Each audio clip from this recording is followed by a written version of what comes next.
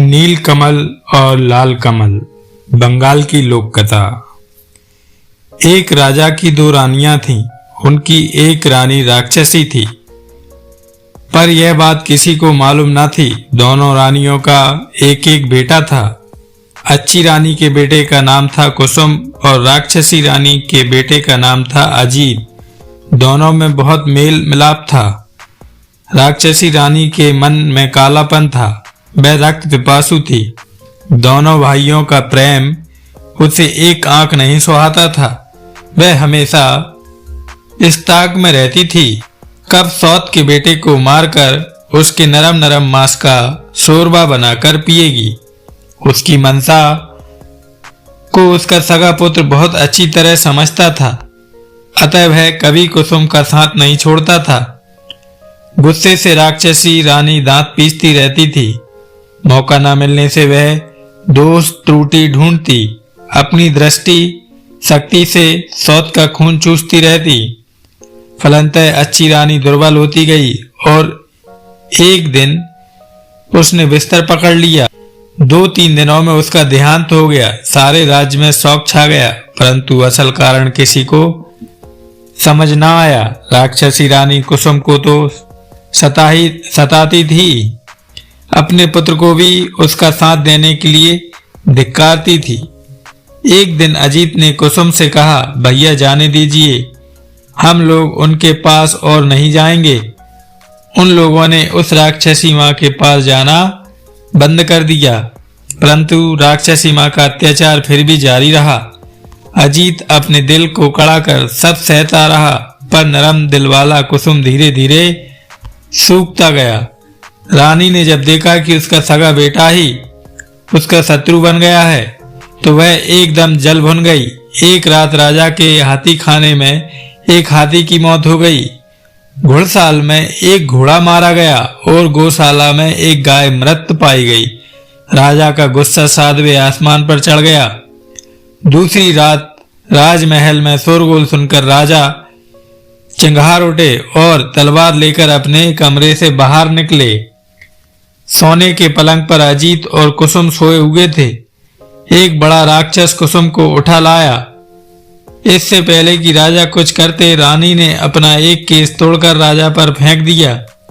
राजा वहीं जड़ हो गए। उसकी आंखों के सामने राक्षस कुसुम को खाने लगा। राजा की आंखों से आंसुधार बह निकली, पर वे उसे पहुंच नहीं सके। उनका शरीर थर-थर कांप रहा था, पर वे बैठ भी न सके। रानी अट्ठास कर उठी। अजीत की नींद टूट गई। उसने देखा कि कुसुम भैया पास में नहीं है। वह हड़बड़ाकर उठा। उसने देखा कि रानी के हाथ का बाला कंगन छम छम कर रहा है और कुसुम भैया को राक्षस खा रहा है। क्रोध से उसका शरीर जलने लगा। वह दौड़कर वहां पहुंचा और राक्षस के सिर पर एक जोरदार का घूंसा मारा। राक्षस हाय हाय कर चित्कार उठा और सोने का एक टुकड़ा उगलकर भाग गया। रानी ने देखा कि यह तो अनर्थ हो रहा है। अपना ही पुत्र दुश्मन बन गया है। क्रोधाग्नि में जलती रानी अपने ही पुत्र को चबाने लगी। तभी उसके गले से लोहे का एक टुकड़ा गिर पड़ा। हतप्रभ होकर वह उछल पड़ी और सोने एवं लोहे के टुकड़े को लेकर छत पर चढ़ गई। छत पर राक्षसों की भीड़ थी। उनमें कुछ कह रहे थे और खाऊंगा और कुछ कह रहे थे अपने देश जाऊंगा। रानी बोली, मैं यहीं रहूंगी, तुम लोग अपने देश जाओ। झुंड बनाकर राक्षस अपने देश की ओर जब भागे, तो उनके धक्के से राजभवन का शिखर टूट गया। पेड़ पौधों की डालें टूट गईं। नदी के जल में उथाल लहरें उठी और राजा का हृदय कांप उठा। जली भुनी रानी अपने कमरे में आई। उसे कहीं से भी चैन नहीं आ रहा था। रात काटे नहीं कट रही थी। अंत में उसने अपनी जादुई आराम घड़ी एवं जराम घड़ी को जला दिया और आसमान में उड़ती हुई एक नदी के किनारे उतरकर एक बांस के वन में एक स्थान पर सोने के टुकड़े एवं लोहे के टुकड़े को गाड़ दिया। फिर निश्चिंत होकर वह घर लौट आई। दूसरे दिन राजा यह देखकर हैरान रह गया कि पूरे महल में जगह जगह हड्डियों के ढेर रास्ते में सर्वस्ती हड्डियां बिखरी हुई हैं। पूरे देश में राक्षसों ने आतंक फैला रखा है, रक्षा का कोई मार्ग नहीं। जब लोगों ने सुना कि राक्षसों ने राजपुत्रों को खा लिया है तो सब झुंड का झुंड बनाकर राज्य छोड़कर भागने लगे। राजा जड़ हो गए, उनके राज्य में राक्षस छा गए। नदी किनारे बांस वन में एक किसान बांस काटने गया। एक बांस को चीरने पर उसे 2 अंडे दिखे।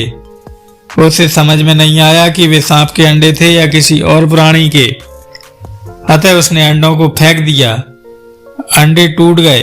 लाल रंग के अंडे से एक लाल रंग का राजपुत्र और नीले रंग के अंडे से नीले रंग का राजपुत्र प्रकट हुआ। माथे पर मुकुट, हाथ में नंगी तलवार लिए दोनों राजपुत्र वायु वेग से वहां से चले गए।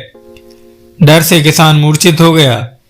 जब उसे होश आया तो उसने देखा कि लाल अंडे का खोल सोने का एवं नीले अंडे का खोल लोहे का बनकर वहां पड़ा हुआ है। किसान ने लोहे वाले खोल से अपने लिए एक हंसिया और सोने वाले खोल से अपनी पुत्र वधू के लिए एक बाजूबंद बनवा दिया। दोनों राजपूत चलते चलते एक राज्य में पहुंचे। वहां बड़े बड़े राक्षसों से लोग डरे सहमे रहते थे। राजा रोज मंत्री नियुक्त करते पर राक्षसों ने खा जाते। राजा ने घोषणा कर दी थी कि कोई भी जोड़ा राजपुत राक्षसों का संहार करेगा उसके साथ परी की तरह जुड़वा राजकुमारियों का विवाह कर दिया जाएगा एवं उनका राजद भी उन्हें मिलेगा। अनेक जोड़ा राजपुत्र आए पर राक्षसों ने उन्हें खा लिया। लाल कमल और नील कमल राजा के समक्ष उपस्थित होकर बोले, हम लोग राक्षसों को मारने के लिए आए हैं। उन्हें देख राजा के मन में आशा निराशा के भाव उठे, पर अंत में बोले, ठीक है। नील कमल और लाल कमल नंगी तलवार लेकर एक कमरे में छुपकर बैठ गए। धीरे धीरे रात गहराने लगी। कोई भी राक्षस नहीं आया और एक पहर भी था, तब भी कोई नहीं आया। आधी रात बीतने पर भी कोई नहीं आया। दोनों राजपुत्रों को नींद आने लगी। नील कमल ने लाल कमल से कहा, भैया मैं सो जाता हूँ, बाद में मुझे जगाकर तुम सो जाना। राक्षस आकर अगर नाम पूछें तो मेरा नाम पहले बताना, अपना नाम पहले मत बताना। यह कहकर नील कमल सो गया। थोड़ी देर बाद दरवाजे पर दस्तक हुई। लाल कमल तलवार को मजबूती से पकड़कर सावधान हो गया। राक्षस आए। शायद रोशनी में उन्हें ठीक से दिखाई नहीं देता था, इसलिए एक ने कहा, रोशनी बंद करो। लाल कमल बोला, नहीं। राक्षसों में जो सबसे बड़ा था गुस्से से गौं गौं करने लगा। बोला, घर में कौन जाग रहा है? सारे राक्षस किचकिच करते हुए बोले, कौन जाग रहा है, कौन जाग रहा है? लाल कमल ने कहा। लाल कमल से पहले नील कमल जाग रहा है और जाग रहा है तलवार, जाग रहा है घी का दिया, किसका आया है काल। नील कमल का नाम सुनते ही राक्षस गण डर से 3 कदम पीछे हो गए। नील कमल अपने पूर्व जन्म में राक्षसी रानी के गर्भ से पैदा हुआ था। उसके शरीर में राक्षस का ही खून दौड़ रहा होगा। राक्षस इस बात को जानते थे। सबने कहा, अच्छा तुम नील कमल हो भी या नहीं, प्रमाण दो। राक्षसों ने अनेक चतुराई से उससे प्रमाण मांगना आरंभ किया। राक्षसों के नायक ने कहा, तुम लोग अपने नाखून दिखाओ। लाल कमल ने नील कमल के मुकुट को तलवार की नोक पर रखकर बाहर दिखाया। उसे हाथ से छूकर आपस में बोलने लगे, बाप रे, जिसके नाखून इतने भयंकर हैं, पता नहीं वह कैसा होगा। नायक ने फिर कहा, देखूं तुम लोगों का थूक कैसा है।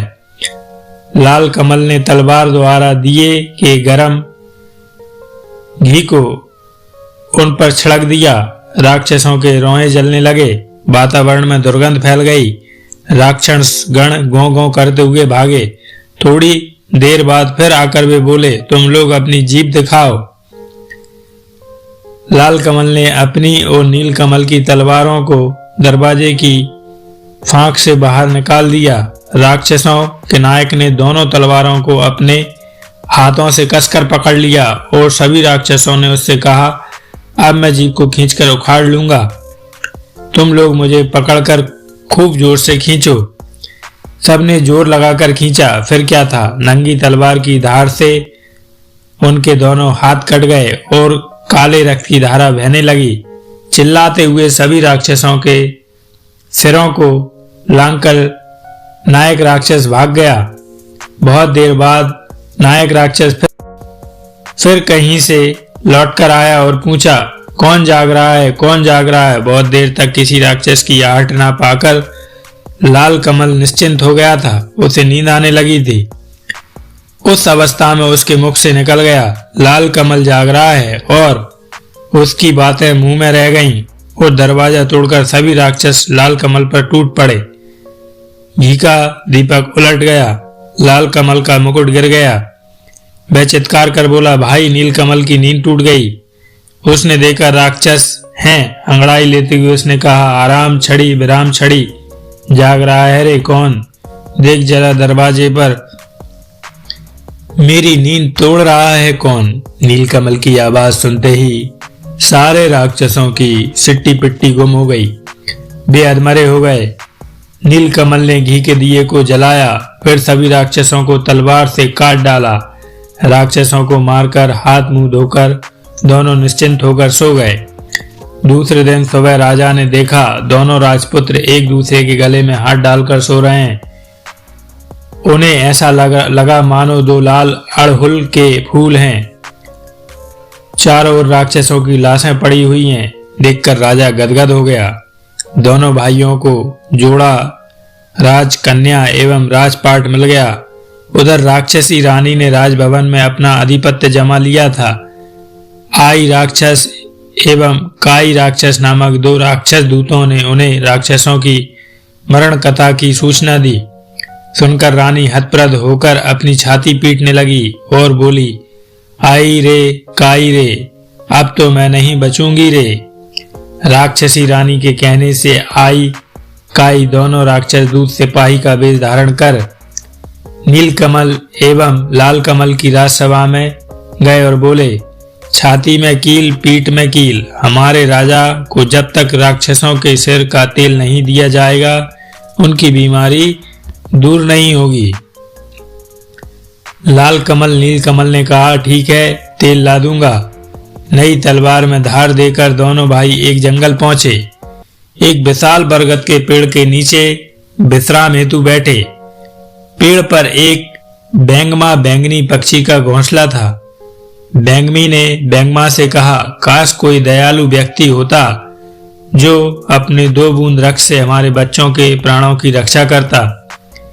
यह सुनकर लाल एवं नील ने कहा, पेड़ पर कौन बातचीत कर रहा है, हम लोग अपना रक्त दे सकते हैं। यह सुनकर बैंगमी खुशी से आहा आहा करने लगी। बैंगमा नीचे उतरा। दोनों भाइयों ने अपनी उंगली चीरकर उसे खून दिया। खून लेकर बैंगमा ऊपर चला गया। थोड़ी देर बाद सौं करते हुए बैंगमा के 2 बच्चे नीचे उतरकर बोले, हमारे प्राण बचाने वाले राजपुत्र तुम कौन हो? हम तुम्हारे लिए क्या कर सकते हैं, बोलो। नील लाल ने कहा, हमें किसी चीज की जरूरत नहीं, बस तुम लोग जीवित रहो। बैंगमा बैंगनी के दोनों बच्चों ने कहा, ठीक है, पर तुम लोग जाओगे कहाँ? चलो हम तुम्हें पीठ पर बैठाकर वहां छोड़ आते हैं। दोनों राजपुत्र उनकी पीठ पर बैठ गए। देखते ही देखते तीव्र गति से वे हू कर उड़ने लगे।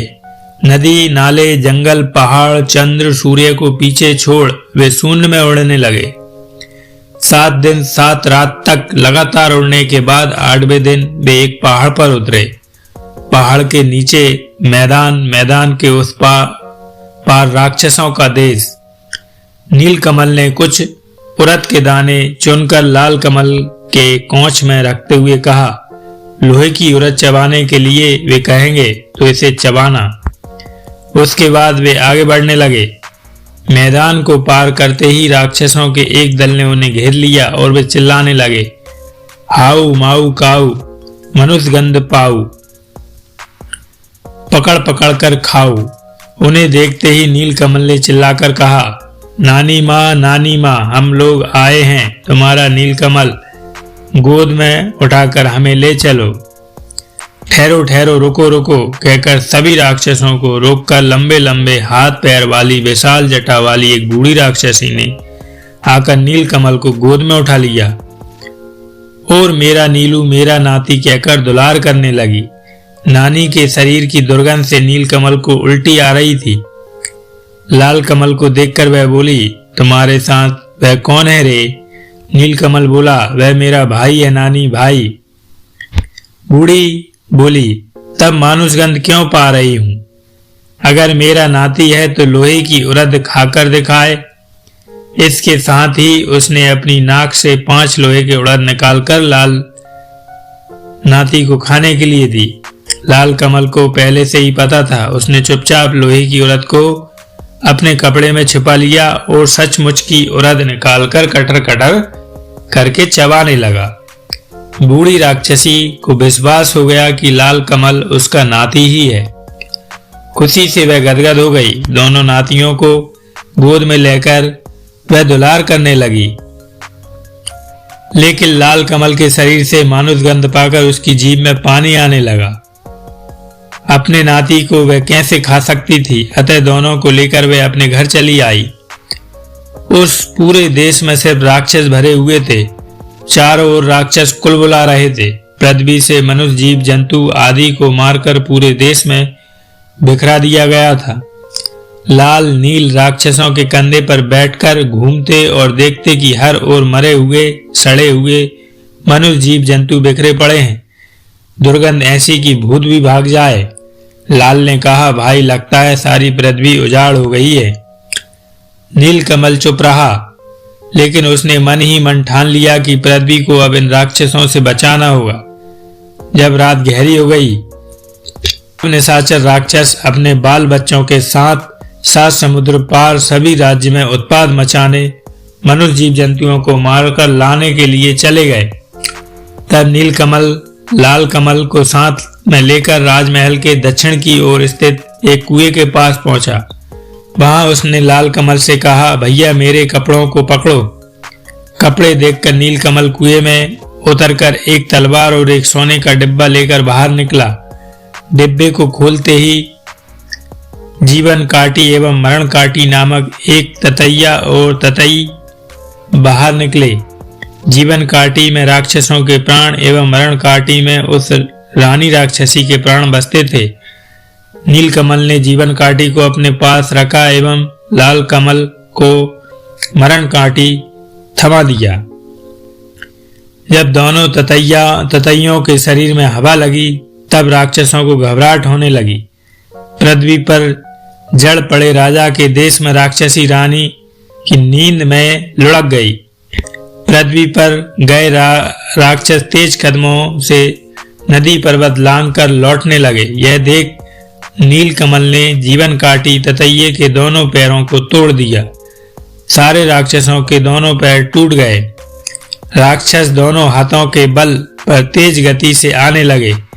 यह देख नीलकमल ने ततैया के बाकी दोनों पैर भी तोड़ दिए। सारे राक्षसों के दोनों हाथ कटकर गिर गए। हाथ नहीं, पैर नहीं, फिर भी सारे राक्षस हाउ माऊ काऊ 7 शत्रुओं को खाऊं कहते हुए लुढ़कते हुए आगे बढ़ने लगे। तब नीलकमल ने तलवार से जीवन काटी नामक उस ततैये के सिर को काट दिया। इसके साथ ही सारे राक्षसों के सिर कटकर लुढ़कने लगे। बूढ़ी राक्षसी का सिर छिटककर नीलकमल और लाल कमल के पास आकर गिरा।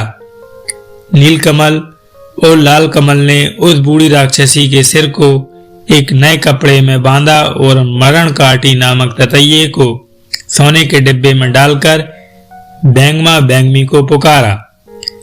3 माह 13 दिनों के बाद दोनों भाइयों के पैर अपने देश में पड़े। सर्वत्र उनकी जय जयकार होने लगी। नीलकमल और लाल कमल ने कहा, कहाँ हैं वे सिपाही लोग, दबा ले जाओ। लेकिन वे तो सिपाही नहीं राक्षस थे। वे लोग उसी दिन मारे गए थे। नीलकमल एवं लाल कमल ने छाती में कील, पीठ में कील वाले राजा के देश में अपने सिपाहियों द्वारा राक्षसनी का सिर भिजवा दिया। सिर को देखते ही राक्षसी रानी अपने वास्तविक रूप में आ गई और गुस्से में लाल पीली होती हुई अविलंब नीलकमल और लाल कमल के राज में पहुंच गई। लाल कमल ने मरणकाटी नामक ततैया को